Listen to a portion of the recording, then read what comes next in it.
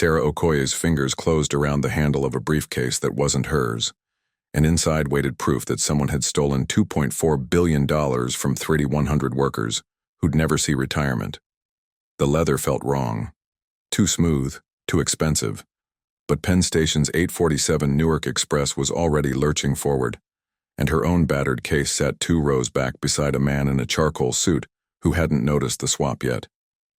She clicked the latch. A single manila folder lay on top, stamped confidential, whistleblower submission, and beneath it sat 47 pages of shipping manifests with GPS coordinates that didn't match any port Torres Logistics had ever disclosed. The train hit a curve, and Sarah's stomach dropped faster than the briefcase snapped shut. The commuter car smelled like burnt coffee and wet wool. November rain had soaked half the passengers before they'd reached the platform. Sarah pressed her back against the window seat, handbag wedged between her hip and the armrest, the wrong briefcase now resting across her knees. She was supposed to be reviewing fabric swatches for the Lenox Hill boutique launch, not holding someone else's corporate secrets. Through the scratched glass, warehouses blurred into residential blocks, then into the gray stretch of marshland that marked the final 20 minutes into Newark. Her phone buzzed. Margot's text asking if she'd picked up the silk samples from the garment district. Sarah typed back a thumbs-up emoji she didn't feel, and glanced toward row 6, where Charcoal Suit was finally patting his coat pockets, then looking under his seat. His head came up. Their eyes met. "Excuse me," the man said, already halfway down the aisle, one hand braced against each seat back for balance. "I think we swapped briefcases," Sarah finished, lifting the expensive leather case as evidence. "I realized a second ago." He stopped beside her seat, and Sarah caught the faint scent of cedar and something sharper, anxiety maybe, or just the metallic tang of the train's recycled air. Up close, he looked mid-30s, clean-shaven, with the kind of jaw that belonged in a boardroom or a cologne ad. His eyes flicked to the case, then to her face, then back to the case with an intensity that made her pulse kick. "Adrian Torres," he said, offering his hand even as his gaze stayed locked on the briefcase. Did you open it?" Sarah hesitated half a second too long. "I clicked the latch by accident, saw a folder." His jaw tightened.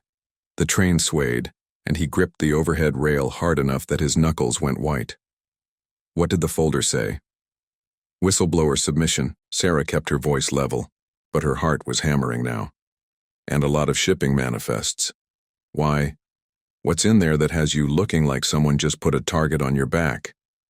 Adrian exhaled through his nose and lowered himself into the seat across the aisle without asking permission. He set Sarah's worn case on the empty seat beside him, then leaned forward, elbows on knees. "How much do you know about logistics fraud?" "Enough to know it's not usually something you discuss on the 847 to Newark." Sarah glanced toward the front of the car. A woman in scrubs, scrolling her phone. 2 college students sharing earbuds. A man in a Mets cap dozing against the window. No one paying attention. Yet. "My CFO has been routing phantom shipments through shell ports for 18 months. Adrian said, voice low and clipped, "skimming import fees, inflating cargo weights, billing clients for containers that never existed. The files in that case are from an internal auditor who disappeared 3 days ago. Left them in my office with a note that said, 'Port Newark, berth 12, check the manifests.' I was supposed to meet the board's external counsel at Newark Penn Station in 40 minutes. Now I'm sitting here explaining corporate espionage to a stranger." Sarah's mouth went dry. "And the auditor?" "No one's seen him since Monday. His apartment was cleared out. His phone goes straight to voicemail." Adrian's gaze finally left the briefcase and settled on Sarah. "You're holding the only physical copy of evidence that links my CFO to 15 offshore accounts and a paper trail that ends in the Cayman Islands. If he knows I have this, if anyone from his camp sees me with it, I'm not making it to that meeting." The train's brakes hissed as they slowed for the Secaucus Junction stop. Through the window, Sarah caught movement on the platform. A man in a dark overcoat, hands in pockets, scanning the train cars with the methodical sweep of someone looking for a specific face. "Adrian," Sarah said quietly, "is that your CFO?"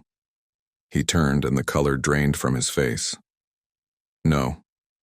That's the fixer he keeps on retainer. The Secaucus platform slid past without the fixer boarding, but Adrian stayed rigid in his seat until the train lurched back into motion. Sarah clutched the briefcase tighter, her designer instincts screaming that expensive leather wasn't supposed to feel this much like evidence in a crime thriller. "Okay," she said, forcing her voice steady. "What's the plan? Because if you're about to ask me to be your briefcase mule for the next 30 minutes, I need to know exactly what I'm signing up for." Adrian scrubbed a hand over his face. "The board meeting is at 10:30. External counsel, Diane Reeves from Whitmore and Shaw, will be waiting at Newark Penn Station Track 5 arrival area. She has a federal subpoena ready to freeze the CFO's accounts, but only if I can hand her this evidence and walk her through the discrepancies. Problem is, Victor, the CFO has 3 people monitoring my movements. If I walk off this train carrying that case, they'll intercept me before I reach the stairwell. So you want me to carry it instead? Only to the station. Then you hand it off to Diane. I confirm the transfer and you walk away clean." Adrian's gaze held hers. "I can't ask you to take any risk beyond that. This is my company's mess, not yours." Sarah studied him, the exhaustion etched around his eyes, the wedding ring notably absent from his left hand, the way he kept glancing at the briefcase like it might detonate. "What's in this for me? And don't say, the satisfaction of doing the right thing. Because I design dresses for a living, not witness protection wardrobes." A ghost of a smile flickered across Adrian's face.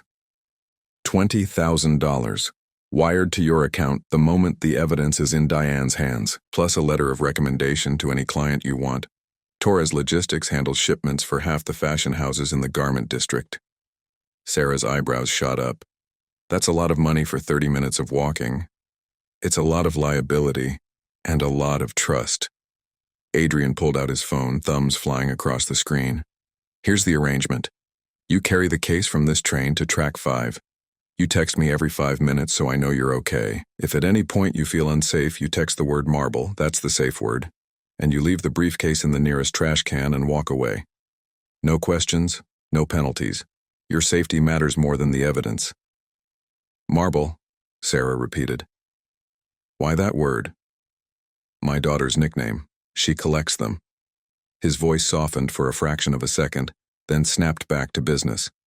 "Also, for the record, this falls under Partner Presence Policy PR 12. First, no press, no photos, no statements without consent. Your involvement stays private unless you choose otherwise. Agreed?"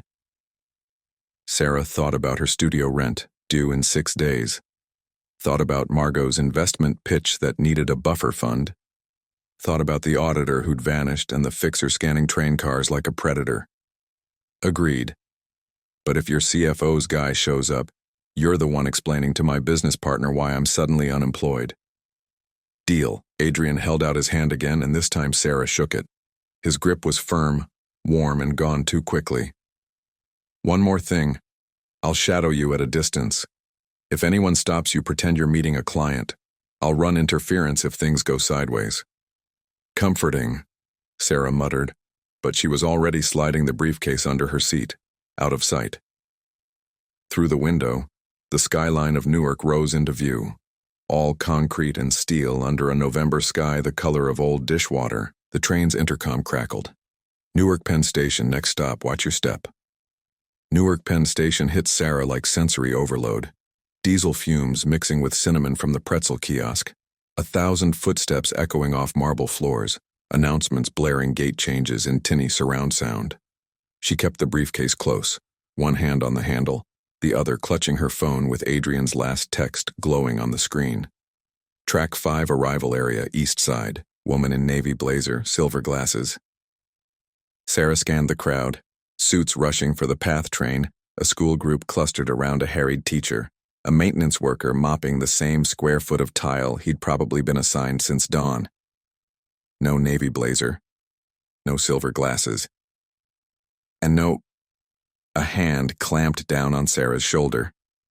She spun, heart hammering, and found herself face to face with a woman in a gray peacoat and a lanyard that read, "Transit Authority." The woman's expression was pure bureaucratic exhaustion. "Ma'am, did you just exit the 847 from Penn Station, New York?" "Yes," Sarah managed. "Why?" There's been a report of a suspicious briefcase left on board. We're checking all passengers. The woman's gaze dropped to the leather case in Sarah's grip. Is that yours? Sarah's mind went blank. She opened her mouth, but before any sound came out, Adrian appeared at her elbow, his charcoal suit somehow looking even more expensive under the station's fluorescent lights. Apologies, officer, he said smoothly, his voice carrying just enough authority to shift the dynamic. That's my briefcase. Ms. Okoye is my assistant. She's been holding it while I grabbed our client's itinerary from the ticket office. Is there a problem? The transit worker's eyes narrowed. Your briefcase, sir? Yes. Would you like to see ID or perhaps check the monogram? Adrian gestured to a small embossed AT near the handle that Sarah hadn't noticed before. Adrian Torres, Torres Logistics. We're here for a 10:30 board meeting. Happy to provide our corporate registration if that helps. The woman studied them both for a long beat, then sighed and waved them off. No, that's fine. Just keep an eye on your belongings. We've had 3 theft reports this week. Noted. Thank you, officer. Adrian steered Sarah toward the east side concourse with a hand barely touching her elbow, the contact feather light but somehow grounding. Once they were out of earshot, he murmured, You okay? Define okay, Sarah hissed back. Because I just had my first brush with transit police while holding stolen corporate secrets. Not stolen, safeguarded. Adrian's mouth twitched. Also, for future reference, you're a terrible liar. Your left eye twitches when you're nervous. My eye does not. Sarah caught herself and glared at him. You know what? After this is over, I'm billing you for emotional damages. Add it to the invoice. They wove through the crowd, and Sarah spotted the navy blazer near a bank of payphones no one had used since 2008. The woman beneath it looked mid-50s, silver glasses perched on her nose, a leather portfolio tucked under one arm. She was checking her watch. Adrian angled them toward her but stopped short when a second figure emerged from behind a support column. A broad-shouldered man in a dark overcoat, the same one from the Secaucus platform. He was holding a phone to his ear, but his eyes were tracking Adrian's every step. Sarah felt the briefcase suddenly weigh 50 pounds. Marble, she whispered. Not yet. Adrian's jaw set. Trust me. Adrian steered Sarah past the fixer with the kind of casual confidence that came from too many boardroom negotiations. They angled toward a coffee stand 20 feet from Diane Reeves, Adrian leaning close enough that his breath stirred Sarah's hair. We're going to do this in stages, he murmured. I'll approach Diane first, confirm identity. You stay here, blend in. If the fixer moves, you text me Marble, drop the case behind the counter, and walk straight to the taxi stand. Got it? Sarah nodded, her throat too tight for words. Adrian squeezed her shoulder once, quick, reassuring, and then he was moving, threading through the crowd with the ease of someone who'd spent half his life in transit hubs. Sarah ordered a black coffee she didn't want and pretended to check her phone. From the corner of her eye, she watched Adrian approach the woman in the navy blazer. They exchanged a few words, Diane's expression shifting from impatience to sharp focus as Adrian gestured subtly toward Sarah. Then Diane nodded, adjusted her glasses, and made a show of pulling out her own phone. The fixer hadn't moved from his spot near the payphones, but his gaze kept sweeping the concourse, mechanical and relentless. Sarah's phone buzzed. Adrian. She's confirmed. 30 seconds. Hand her the case, say dry cleaning, and walk away. Sarah's pulse was a snare drum. She drained the coffee in 2 scalding gulps, left the cup on the counter and made her way toward Diane with the briefcase held like it was full of fabric samples instead of corporate espionage. 10 feet. 5. The fixer's head started to turn. Excuse me, Sarah said, loud enough to carry. Are you Ms. Reeves? I have your dry cleaning from the boutique. Diane blinked once, then caught up. Oh, thank goodness. I thought I'd have to go to the gala in yesterday's outfit. She reached for the briefcase and Sarah felt the weight transfer, felt her fingers go empty and light. My pleasure, Sarah said, already turning away. Enjoy your evening. She was 3 steps past Diane when a voice cut through the crowd noise. "Excuse me, miss?" Sarah's stomach dropped. She turned. The fixer was moving toward her, phone still in hand, his expression flat and unreadable. "You dropped this," he said, holding out a silk scarf Sarah had never seen in her life. Her left eye twitched. She forced a smile. "That's not mine." "Are you sure? I saw it fall from your bag." He stepped closer, and Sarah caught the faint chemical smell of cologne mixed with something sharper, cleaning solvent maybe, or disinfectant. His gaze flicked past her to Diane, who was already disappearing into the crowd with the briefcase tucked under her arm. "I'm sure," Sarah said firmly. "But thank you." The fixer's jaw tightened. He pocketed the scarf without another word and walked away, his phone already back at his ear. Sarah's knees nearly buckled. She made it to the taxi stand before Adrian caught up, his face flushed with relief. "You're amazing," he said, breathless. "Diane has the files. She's already on her way to the board meeting." "And the fixer?" "Probably calling Victor right now to report that he lost us." Adrian's grin was crooked, boyish, nothing like the exhausted executive from the train, which means we have about 40 minutes before they regroup. Enough time to get you somewhere safe. Sarah's phone buzzed again. This time, it was a notification from her bank. Deposit, $20,000. Torres Logistics, LLC. She stared at the screen, then at Adrian. "You didn't have to wire it that fast. I keep my promises." His smile softened. "Can I buy you breakfast? Somewhere away from transit police and corporate mercenaries?" Sarah thought about the studio waiting for her in Manhattan, thought about Margot's inevitable interrogation, thought about the way Adrian's hand had felt on her shoulder, steady, certain, gone too soon. "Breakfast," she said. "But you're explaining why your CFO's fixer carries fake scarves in his coat pocket." Adrian laughed, and the sound chased some of the station's grime out of Sarah's chest. The diner Adrian chose was 3 blocks from the station, a chrome and vinyl relic called Rosie's that smelled like bacon grease and burnt toast. They slid into a booth near the back, Adrian positioning himself with a clear sightline to the entrance, Sarah with her back to the wall. Old habits, she guessed, from whatever life had taught him to check exits. A waitress materialized with coffee and menus.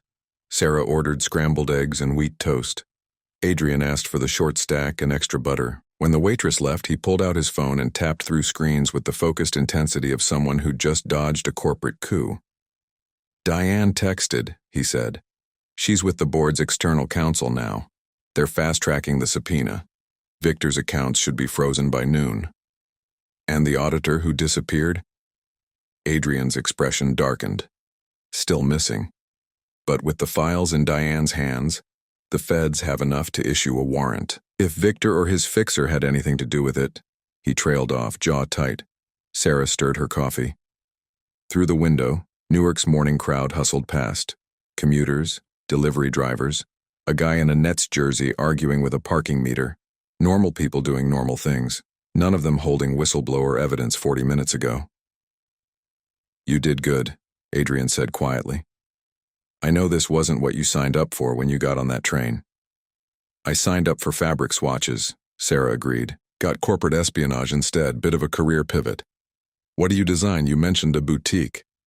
"Women's wear, contemporary mostly, dresses, separates, the kind of thing you'd wear to a gallery opening or a low-key wedding." Sarah traced the rim of her mug. "I've been working toward my own line for 3 years. Margot, my business partner, handles sales and logistics. We're supposed to pitch to investors next month, but the buffer fund's been tight. 20,000 should help." "It does. But it also makes me wonder what I walked into." Sarah met his eyes. "Your CFO steals $2.4 billion, an auditor vanishes, and you hand a stranger on a train enough money to fund half my spring collection. That's not normal business practice, Adrian." He leaned back against the vinyl, and for the first time since she'd met him, some of the executive armor cracked. "My wife died 2 years ago," he said, voice low and steady. "Car accident on the turnpike. She was on her way to pick up our daughter from a sleepover. Emma was 7. Sarah's heart clenched. Adrian, I tell you that because it's why I didn't catch Victor's fraud sooner. I was busy trying to be a single dad and run a company, and I trusted the wrong person to handle the money. His gaze drifted to the window. Emma collects marbles now. Started about 6 months after the funeral. She lines them up on her windowsill every night. Says they're wishes she's saving for her mom. I don't have the heart to tell her that's not how wishes work. The waitress returned with their food, breaking the moment. Sarah picked up her fork but didn't eat. The safe word, she said. You chose marble because of your daughter. Because she's the reason I have to get this right. Adrian cut into his pancakes with more force than necessary. Victor didn't just steal from the company, he stole from the pension fund, the employee health plan, the scholarship program my wife started before she died. 3,000 people are depending on me to fix this, and I almost lost the only evidence that could do it. Sarah set down her fork. Something in her chest shifted. A recognition, maybe, or just the ache of seeing someone else carry weight they shouldn't have to bear alone. You didn't lose it, she said, and for what it's worth, I think your daughter's onto something with the marbles. Wishes are just hope with better packaging. Adrian's mouth curved, small, but real. That's a very designer way to put it. I'm a very designer person. They ate in companionable silence after that, the diner's noise filling the gaps. Sarah finished her eggs and was reaching for her coffee when her phone buzzed. A text from an unknown number. Unknown. Cute trick at the station, but briefcases have GPS trackers, and so do pretty girls who don't know when to mind their business. Sarah's blood went cold. She showed Adrian the screen. His face turned to stone. That's Victor's number, he said quietly. He must have tagged the briefcase before the auditor took it. Which means he knows I was involved. Sarah's voice came out steadier than she felt. And he knows where I am. Adrian was already on his feet, dropping cash on the table. We need to move. Now. Through the window, Sarah caught movement. A black sedan pulling up to the curb, its windows tinted dark. The driver's door opened. The fixer stepped out, phone in hand, eyes scanning the diner's front entrance. Sarah grabbed her bag. Back exit? This way. Adrian took her hand and they ran. The back exit dumped them into an alley that smelled like wet cardboard and yesterday's garbage. Sarah's heels skidded on the slick pavement, and Adrian caught her elbow, steadying her before she face-planted into a dumpster. They pressed against the brick wall, breathing hard, listening for footsteps that didn't come. Your car? Sarah whispered. Garage 2 blocks west. But if Victor tagged the briefcase, he might have eyes on my vehicle too. Adrian pulled out his phone, thumbs flying. I'm texting Diane. She needs to sweep the case for trackers before the board meeting. Sarah's pulse hammered in her ears. She could still see the fixer's flat expression, the way his hand had moved toward his coat pocket like he was reaching for something other than a fake scarf. What happens if they find me? If Victor decides I'm a loose end? That doesn't happen. Adrian's voice went hard. I'll make sure of it. How? You're one guy with a logistics company and a missing auditor. Sarah heard the edge in her own voice, fear masquerading as anger. Victor has money, fixers, and apparently GPS trackers. I'm just the idiot who picked up the wrong briefcase. Adrian looked at her then, really looked, and something in his expression shifted. You're not an idiot. You're the person who walked through a train station with stolen evidence and didn't flinch when transit police questioned you. You're the reason 3,000 workers might still have pensions. He paused. And you're someone I'd very much like to keep safe if you'll let me. Sarah's breath caught. Rain started to fall, light, cold, the kind of November drizzle that promised worse weather ahead. She pulled her coat tighter and felt something hard press against her ribs, the small brass compass her grandmother had given her before she died, tucked into her inside pocket. True north, Nana used to say, tapping the glass face. When you're lost, remember true north. My grandmother raised me, Sarah said, the words coming before she could stop them. My parents were architects, died in a building collapse in Lagos when I was 6. Faulty materials, cut corners, someone's greed disguised as efficiency. Nana spent 20 years fighting for justice, dragging contractors and inspectors through Nigerian courts until her savings ran out. Sarah touched the pocket where the compass rested. She gave me this the week before she died.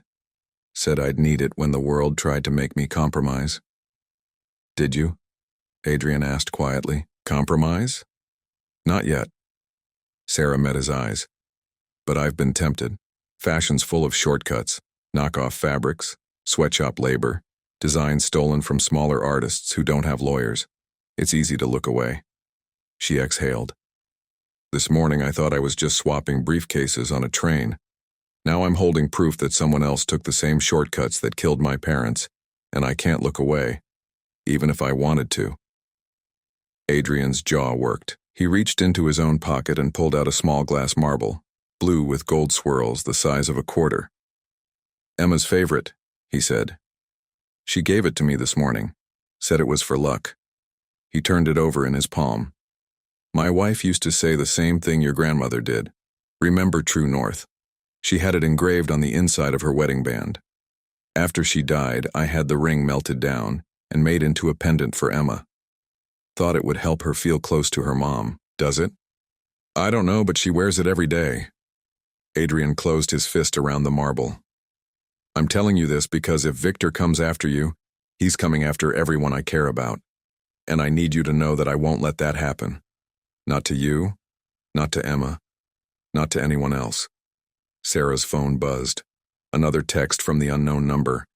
Unknown. Diner's back alley. Cute. But you can't run forever. Call me in the next 10 minutes or I file a police report for stolen corporate property. Your choice. Adrian's face went white. That's a bluff. The briefcase was never Victor's, it was the auditor's. He can't report it stolen without admitting he knew about the whistleblower files. But he can stall us long enough for the fixer to circle back. Sarah looked at the mouth of the alley, where the rain was starting to sheet down harder. We need to move. Agreed, but first, Adrian handed her the marble. Hold on to this. If things go sideways, if you need to use the safe word and walk away, I want you to have something that reminds you that not everyone in this mess is corrupt. Emma would want you to have it. Sarah's throat tightened. She closed her fingers around the marble, feeling its cool weight settle against her palm. Thank you. Adrian's hand covered hers for a heartbeat. Then they were moving again, into the rain and the unknown. Adrian's car was a silver Audi parked on the third level of a concrete garage that echoed with their footsteps.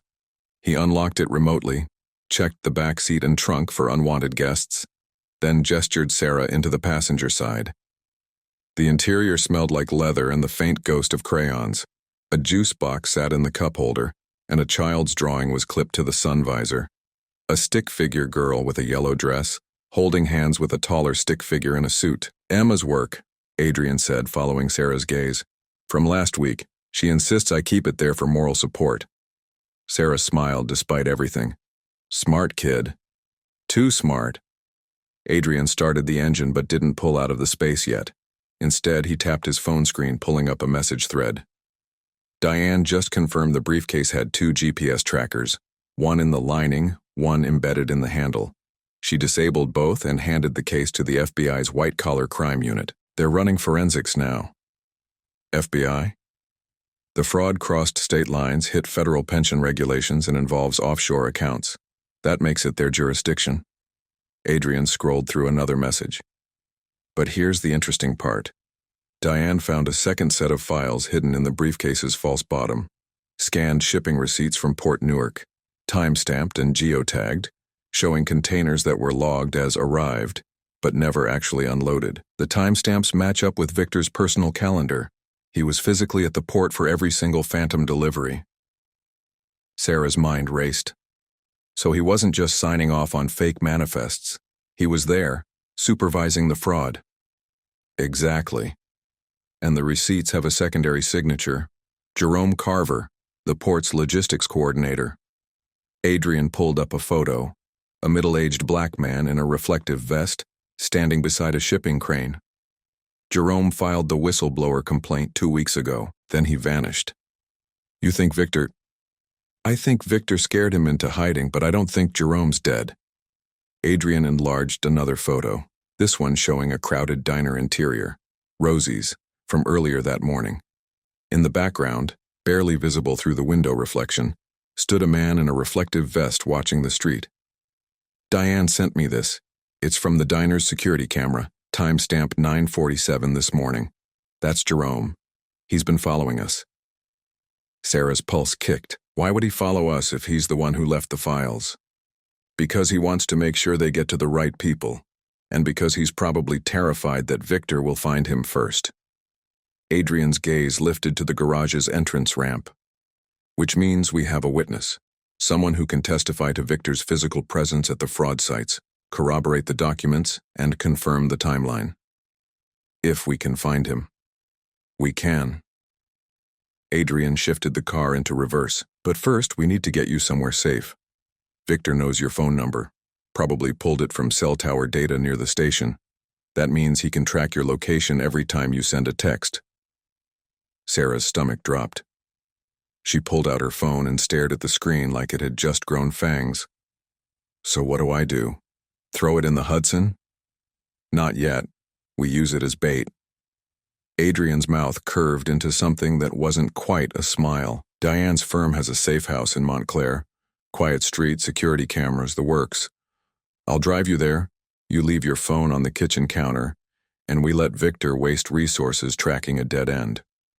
Meanwhile, Diane's team will work on locating Jerome and building the case for the feds. And you? I have a board meeting in 2 hours. I need to be there when Diane presents the evidence. Victor will be in the room, and I want to see his face when he realizes he's done. Adrian's jaw set. But I'm not leaving you alone until I know you're secure. That's non-negotiable.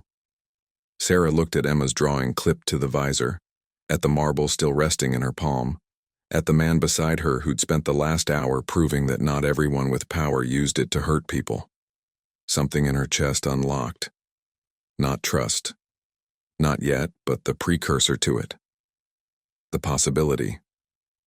Okay, she said. Montclair, but I want updates every hour, and if your CFO's fixer shows up at this safe house, I'm billing you for trauma therapy. Deal. Adrian reached over and squeezed her hand. Quick, grounding. Then he pulled out of the parking space, and Newark's rain-soaked streets swallowed them whole. The safe house was a narrow Victorian on a tree-lined street where every house looked like it belonged in a Hallmark movie. Adrian parked 2 blocks away, scanned the street for black sedans and suspicious loiterers, then walked Sarah to the front door with his hand hovering near the small of her back. Protective, but not possessive. Diane met them in the foyer, silver glasses slightly fogged from the rain. She handed Sarah a burner phone, a keycard for the alarm system, and a manila envelope thick with documents. Everything you need, Diane said briskly. Burner's untraceable alarm code is 4729, and the envelope contains copies of the port receipts with chain of custody documentation. If anyone asks how you got involved, you refer them to me. Understood? Sarah nodded, thumbing through the envelope. The top document was a scanned shipping receipt from Port Newark, berth 12, dated October 14, 2025, 1422, 17 EDT, UTC 0400. The EXIF data was intact. GPS coordinates 40.6872 degree N, 74.1384 degree W, camera serial, your PRT, NWK 447. Below that, a second receipt showed the same berth, same date, but a different timestamp. 184503 EDT. Both were signed by Jerome Carver and countersigned by Victor Chen, Torres Logistics CFO. These timestamps, Sarah said. They're 4 hours apart, but the container numbers are identical. How does that work? It doesn't, Diane replied. That's the fraud. Victor logged the same container twice, once for the actual arrival, once for a phantom delivery that never happened. Then he billed the client for both, pocketed the difference and split it with Jerome. Except Jerome got a conscience. Adrian leaned against the doorframe, arms crossed. The FBI's running a digital forensic audit on the receipts now. They'll pull metadata from the port's security system, match timestamps to CCTV footage, and build a timeline that puts Victor at the scene. But that takes 48 hours minimum. The board meeting is in 90 minutes. So we go in with what we have, Diane said. The receipts, the GPS data, and Jerome's whistleblower statement if we can find him. She turned to Sarah. You're sure he was at the diner this morning? Adrian showed me the security photo. Man in a reflective vest watching the street. Sarah pulled out her phone, her real phone, still buzzing with threatening texts from Victor's number. If Jerome's following us, maybe he'll follow this. Diane's eyebrows rose. You want to use yourself as bait? I want to draw him out before Victor does. Sarah looked at Adrian. What if I text your CFO back? Tell him I'll meet him somewhere public, hand over the briefcase in exchange for him leaving me alone. Jerome's probably monitoring Victor's movements. If he thinks Victor's walking into a trap, he might show up to warn us or to gather more evidence. Adrian's expression darkened. Absolutely not. Victor's already threatened you twice. I'm not putting you in a room with him. I wouldn't be alone. You'd be there, Diane would be there, and we'd be in a public place with witnesses. Sarah held up the burner phone. I'll text him from this, untraceable. Set the meeting for somewhere crowded, lots of exits. If things go wrong, I use the safe word and walk away, just like we agreed. Sarah, I didn't come this far to hide in a Victorian safe house while you fight this alone. Sarah's voice steadied. My grandmother spent 20 years in courtrooms because someone cut corners and killed the people she loved. I have a chance to stop that from happening to 3,000 workers I'll never meet. I'm taking it. Adrian and Diane exchanged a look, some wordless negotiation that Sarah couldn't parse. Finally, Diane sighed. Penn Station, Track 5 arrival area, 11:45. That gives us time to position undercover agents and set up recording equipment. Victor shows up, we document everything he says, and Jerome, if he's watching, sees that we're building a case he can safely join. Diane pulled out her own phone. I'll coordinate with the feds. Adrian, you stay with Sarah until the meeting. Do not let her out of your sight. Adrian's jaw tightened, but he nodded. Sarah felt the weight of his worry pressing against her ribs, solid, tangible, more real than the marble still tucked in her coat pocket. They drafted the text together, Sarah's fingers hovering over the burner's keys. Burner, Sarah. You want the briefcase? Penn Station, Track 5 arrival area, 11:45 a.m. Come alone, no fixer, or I hand everything to the FBI myself. She hit send before she could second-guess it. The message disappeared into the cellular void. 3 minutes later, the burner buzzed. Unknown, Victor. See you there. And for your sake, I hope you're smarter than Jerome was. Sarah's blood went cold. What does that mean? Was. Adrian took the phone, read the message, and immediately forwarded it to Diane. It's a threat. He's trying to scare you into backing down. It's working. Sarah's voice came out thinner than she wanted. She touched her coat pocket, felt the hard edge of her grandmother's compass. Remember true north. But I'm not backing down. Sarah, if you want to use the safe word, if you want to walk away right now, I will drive you back to Manhattan myself and make sure Victor never comes near you. Adrian's eyes searched hers. You don't owe me this. You don't owe anyone this. Sarah thought about Emma's marble in her palm, about the stick figure drawing clipped to Adrian's sun visor, about the 3,000 workers whose pensions were being stolen by a man who thought he was too powerful to stop. She thought about her parents crushed under concrete because someone valued profit over safety. She thought about her grandmother's endless court battles, the way Nana's hands had shaken when she'd finally lost the last appeal. Sarah started, then stopped. The safe word sat on her tongue, ready to dissolve everything. But her grandmother's voice was louder. True north, baby. When the world tries to make you compromise. I'm staying, Sarah said. But I need you to promise me something, anything. If this goes wrong, if Victor has more than threats up his sleeve, you make sure Emma knows her dad did the right thing, that he didn't compromise. Sarah's throat tightened. Promise me. Adrian pulled her into a hug so sudden and fierce that Sarah's breath left her lungs. His heart hammered against her cheek, his coat smelling like rain and cedar and something indefinably him. I promise, he whispered into her hair. but you're going to be fine." "We both are." Sarah wanted to believe him. She closed her eyes and held on. Penn Station at 11:30 a.m. was a study in controlled chaos.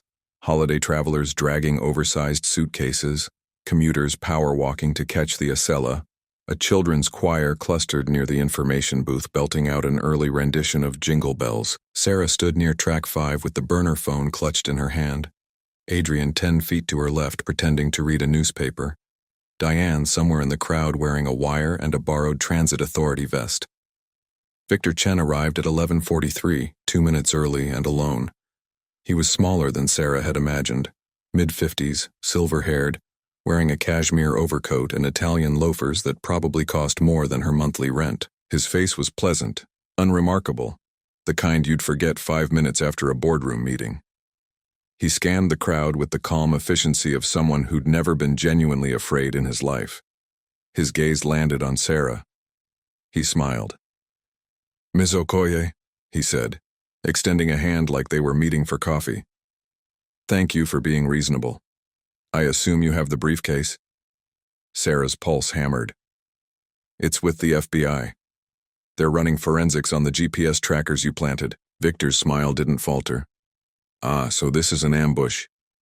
He glanced around, at Adrian, at the undercover agents Sarah hoped were hidden in the crowd, at the security cameras mounted every 20 feet.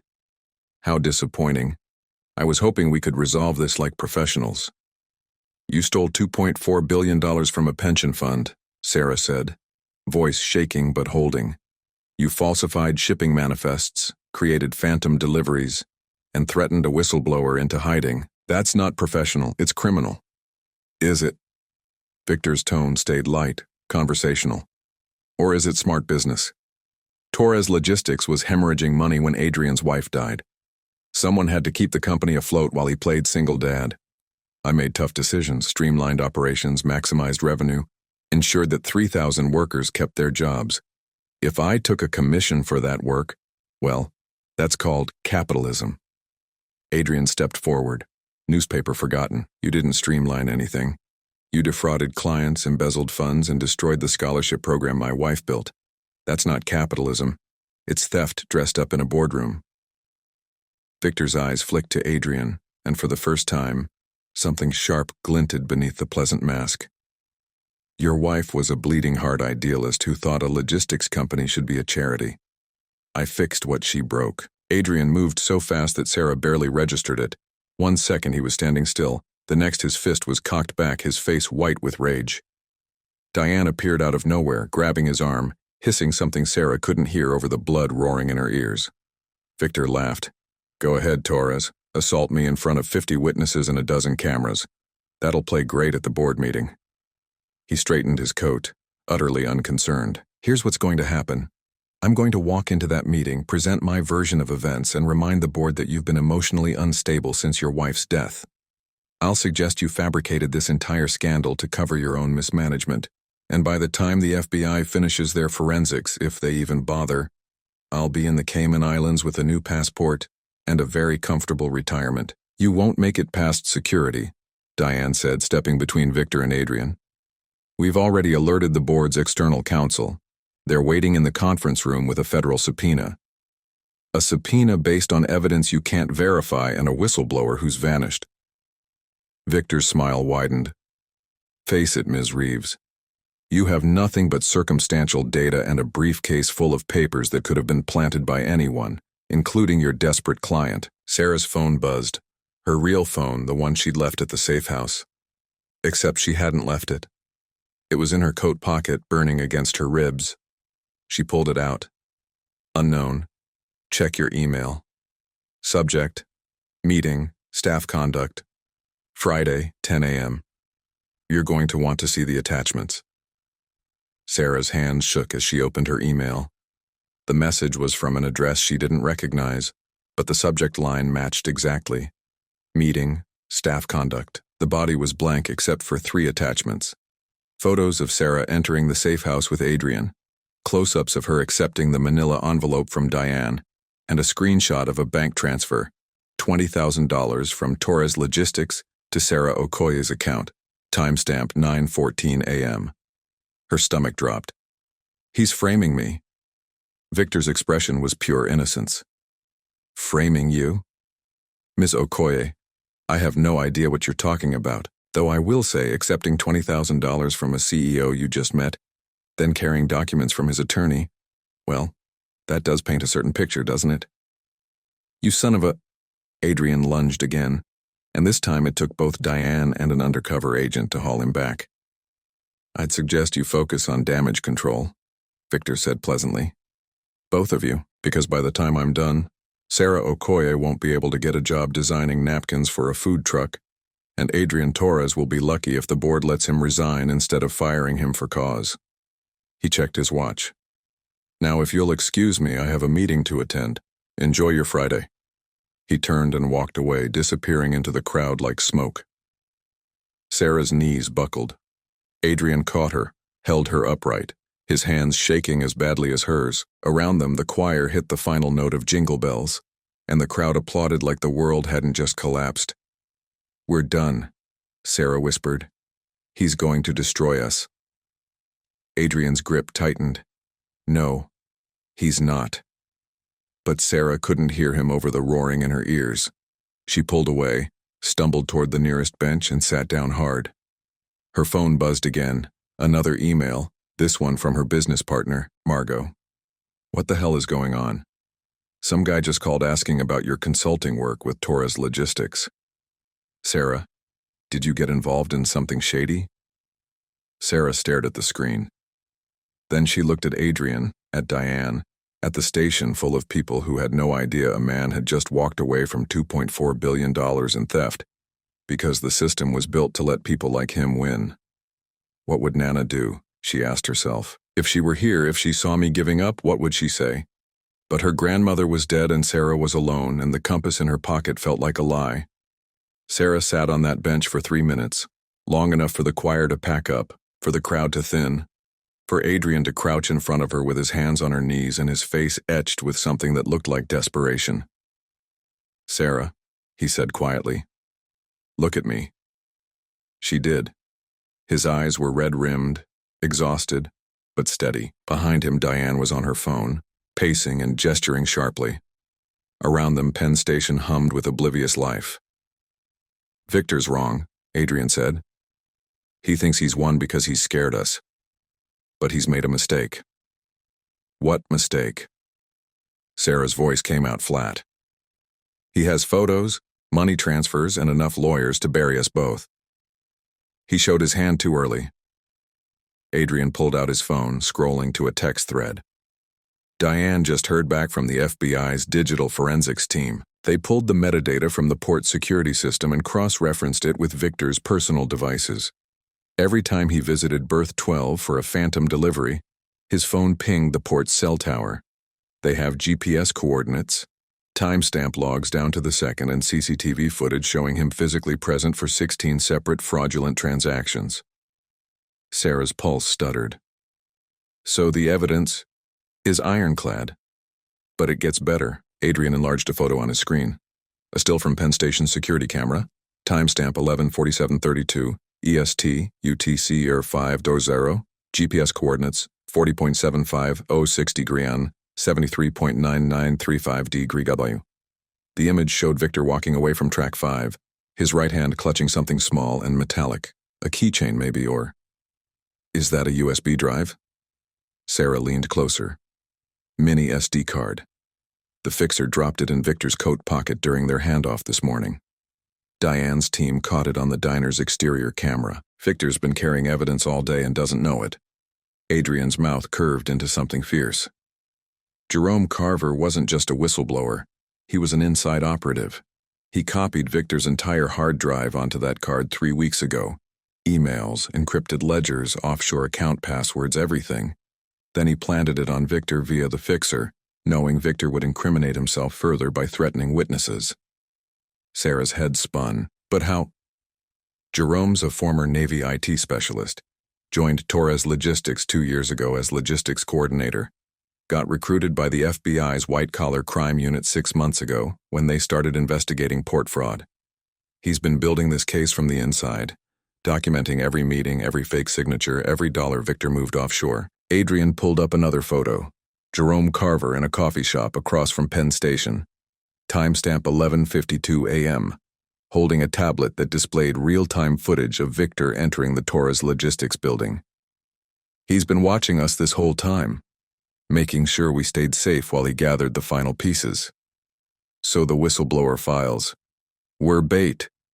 Jerome planted them in my office, knowing I'd take them to the board meeting, knowing Victor would panic and make mistakes, and Victor did. He threatened you via text. He planted GPS trackers. He tried to frame you with fake evidence. All of it documented. All of it admissible in federal court under the Computer Fraud and Abuse Act, 18 U.S.C.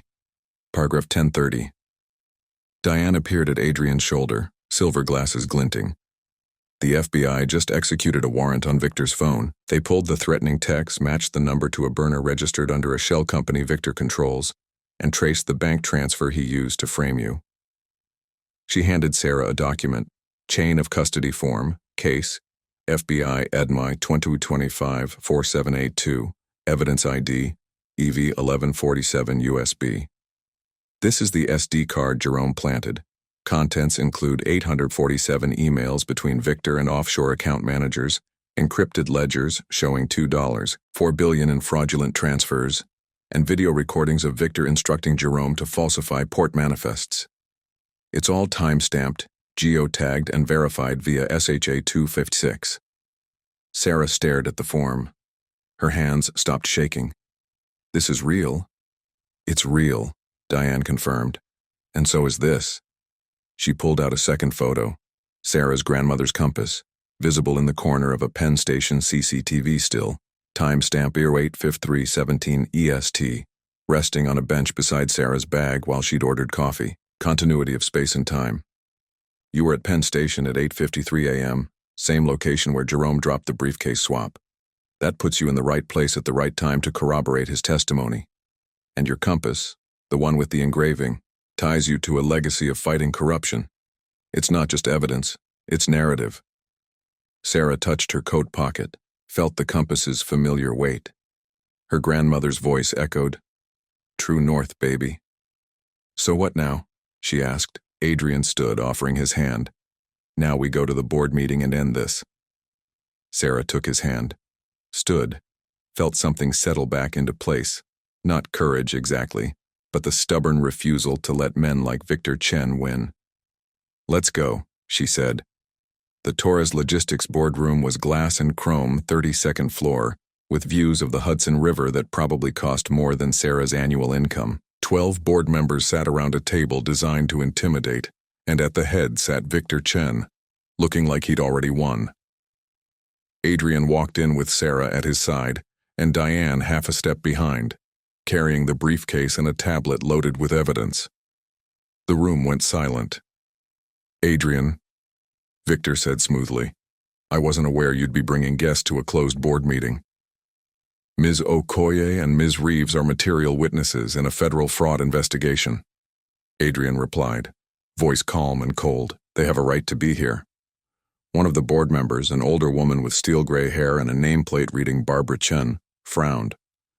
"Federal investigation? Victor, what's he talking about?" Victor spread his hands. "A misunderstanding, Barb.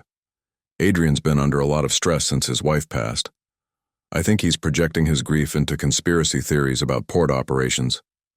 I'm projecting GPS coordinates and $2.4 billion in fraudulent transfers." Adrian interrupted. He nodded at Diane, who connected the tablet to the room's display screen. "Over the past 18 months, Victor Chen has systematically defrauded Torres Logistics, our clients, and our employee pension fund. He created phantom shipping deliveries, billed clients for containers that never existed, and moved the proceeds to 15 offshore accounts. The evidence is irrefutable, the screen filled with documents, shipping manifests side by side, identical container numbers with different timestamps, Jerome Carver's signature on one, and Victor's on the other. Then a map of Port Newark, berth 12, with 16 red dots marking Victor's GPS location during each fraudulent transaction.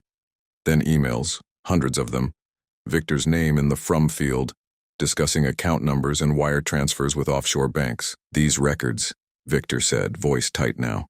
Could have been fabricated by anyone. They weren't, Jerome Carver said from the doorway. Every head turned.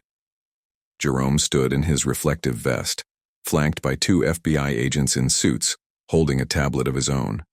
He looked exhausted, scared, but resolute. I worked for Torres Logistics for 2 years, Jerome said, stepping into the room. And for the past 6 months, I've been working with the FBI to document CFO Victor Chen's systematic fraud. Every email on that screen I watched him send. Every fake manifest I helped him create, under duress and under FBI supervision, as part of a controlled operation. I have recordings, timestamps, and physical evidence tying Victor to 16 separate counts of wire fraud, 12 counts of money laundering, and 8 counts of computer fraud under 18 U.S.C., paragraph 1030. Victor's face went white. You were supposed to be hiding. I was hiding in plain sight. Jerome held up the SD card. This contains your entire hard drive, Victor. Encrypted ledgers, offshore passwords, video recordings of you instructing me to falsify records. I copied it 3 weeks ago and planted it on you this morning via your fixer. You've been carrying the evidence of your own guilt all day. Victor's hand flew to his coat pocket. He pulled out the mini SD card, stared at it like it had just materialized from hell, then hurled it across the room. That's illegal surveillance, entrapment, you can't. It's legal, one of the FBI agents said calmly. Mr. Carver acted under federal authority as part of a sanctioned investigation. Everything we collected is admissible in court. And as of 10 minutes ago, a federal grand jury in the Eastern District of New York has issued an indictment against Victor Chen for fraud, money laundering, and witness intimidation. We're here to execute that warrant. The room erupted, board members talking over each other, Barbara Chen demanding explanations, someone fumbling for a phone. Adrian stood at the center of it, watching Victor's face crumble from smug confidence to raw panic. You can't do this, Victor said, voice cracking. I made this company profitable. I saved 3,000 jobs. You stole from 3,000 workers, Adrian corrected. And you threatened the woman who tried to stop you. He gestured to Sarah. Ms. Okoye was on a train to Newark this morning when she accidentally picked up the briefcase containing evidence of your fraud. Instead of walking away, she helped ensure that evidence reached the FBI. You tried to intimidate her via text, frame her with fake financial records, and destroy her professional reputation. That's witness intimidation, Victor. That's a federal crime. Victor's gaze swung to Sarah, and for a second, she saw genuine fear in his eyes. I was just trying to protect the company. You were protecting yourself, Sarah said, voice steady now. She pulled out her grandmother's compass, held it up so the room could see the engraving, True North. My grandmother fought men like you for 20 years. She taught me that when the world tries to make you compromise, you remember what's right. You remember True North. I'm not compromising, Victor. Not for your threats, not for your money, not for anything. The FBI agents moved in. One of them read Victor his rights while the other cuffed his wrists. Not roughly, but with the calm efficiency of people who'd done this 100 times before. Victor didn't resist. He just stood there, cashmere coat and Italian loafers, looking small and old and finally afraid. One more thing, Jerome said as the agents led Victor toward the door. He held up the fake scarf the fixer had tried to use at Penn Station. This belonged to your fixer, Davis Klein. The FBI arrested him an hour ago for conspiracy to commit wire fraud. We found his prints on the GPS trackers you planted in the briefcase, and his phone records show 23 calls to your burner number over the past 2 weeks. He's already agreed to testify against you in exchange for a reduced sentence. Victor's face went gray. Davis wouldn't. Davis is smarter than you, Jerome said flatly. He knows when to cut his losses. The agents walked Victor out. The boardroom stayed silent for a long beat. Then Barbara Chen stood, smoothed her blazer, and looked at Adrian. We owe you an apology, she said quietly. And we owe Ms. Okoye a debt we can't repay. If there's anything Torres Logistics can do, pay your workers their pensions, Sarah said. Restore the scholarship program. and make sure no one like Victor Chen ever gets close to your finances again." Barbara's mouth twitched. "Consider it done." She turned to the other board members. "I'm calling an emergency vote to appoint Adrian Torres as interim CEO, pending a full audit of our finances. All in favor?" 11 hands went up. Adrian looked stunned. "Congratulations, Mr. Torres," Barbara said. "You've got a company to rebuild. We'll support you however we can." She paused. "And Ms. Okoye, if you ever need a reference or an introduction to investors, you have my card." Sarah nodded, throat tight. Diane squeezed her shoulder. Adrian crossed the room and pulled her into a hug that felt like exhaling after holding her breath for hours. "You did it," he whispered. "You saved them." "We did it," Sarah corrected. But she was smiling now, small and tired and real. 3 weeks later, Sarah stood in her studio in Manhattan, pinning fabric swatches to a corkboard while Margot reviewed investor pitches at the desk by the window. The space smelled like coffee and jasmine, the diffuser Adrian had sent as a thank you, along with a note that read, "For remembering True North."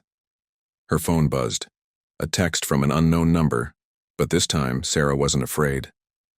Unknown. "Hi, Ms. Sarah. Dad says you're the lady who helped save the company. I made you something. Can we bring it by?" Sarah smiled. She texted back, "I'd love that." 20 minutes later, Adrian and Emma appeared at the studio door. Emma was 8, all dark curls and bright eyes, wearing a yellow dress and clutching a small wooden box.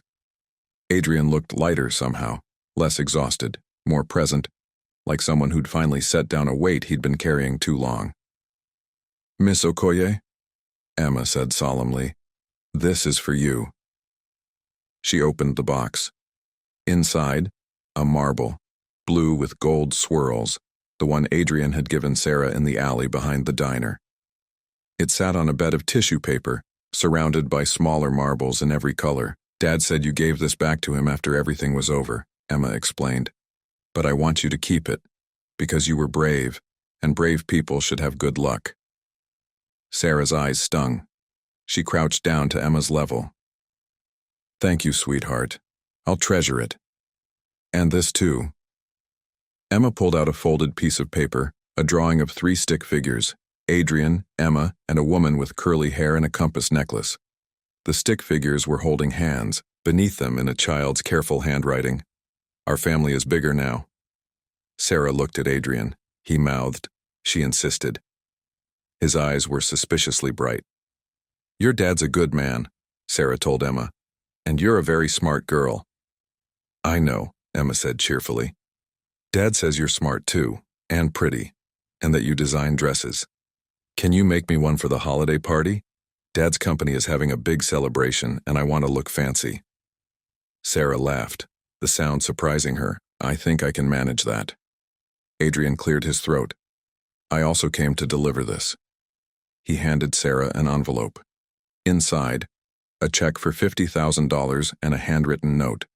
"For the infinite stories you'll tell through your designs.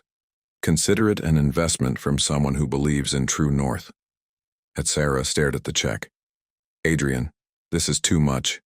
"It's not." His voice was quiet, certain. "You risked everything to help people you'd never met. That's not something I can repay with money, but I can make sure you don't have to compromise your vision because of rent or investor pressure or anything else. You taught me that remembering what's right is worth the cost. Let me help you remember." Sarah folded the check carefully, tucked it back into the envelope, and looked at the man who'd started as a stranger on a train and become, what? A friend. A partner in something bigger than romance or business. A reminder that the world still held people who chose courage over convenience. "Okay," she said, "but on one condition."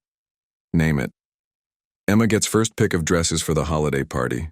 Custom design any color she wants with pockets for her marble collection." Emma's face lit up. "Pockets. Dad, she said pockets." Adrian laughed, full, genuine, the sound filling the studio like sunlight. "You've got yourself a deal, Ms. Okoye." 3 months later, Torres Logistics held a company-wide celebration to mark the restoration of the pension fund and the launch of the renewed scholarship program, renamed the Elena Torres Memorial Fund. after Adrian's wife. The SEC finalized its case against Victor Chen.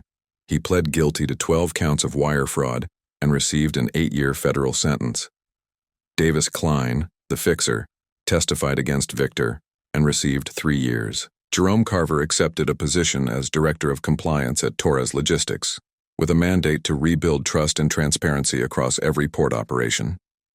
And Sarah Okoye launched her spring collection, funded by Adrian's investment and her own relentless vision, to a sold-out show in a Soho gallery. Every piece featured a hidden pocket, just big enough for a compass or a marble, or a reminder that true north wasn't a direction. It was a choice. At the after-party, Adrian found her near the champagne table, Emma twirling nearby in a yellow dress with gold stitching and pockets full of marbles. "You did it," he said simply. "We did it," Sarah corrected. It had become their refrain, the reminder that courage wasn't solitary, that justice required witness, that remembering what's right meant holding each other accountable when the world tried to make you forget. "To true north," Adrian said, raising his glass. "To true north," Sarah echoed, and somewhere in the crowd, Jerome Carver watched them, a small smile on his tired face, knowing that the evidence he'd gathered had done more than stop fraud.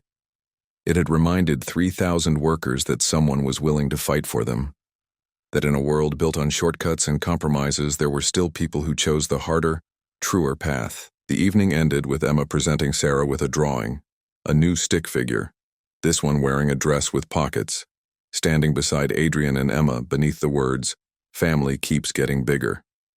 Sarah pinned it to her studio wall, right next to her grandmother's compass.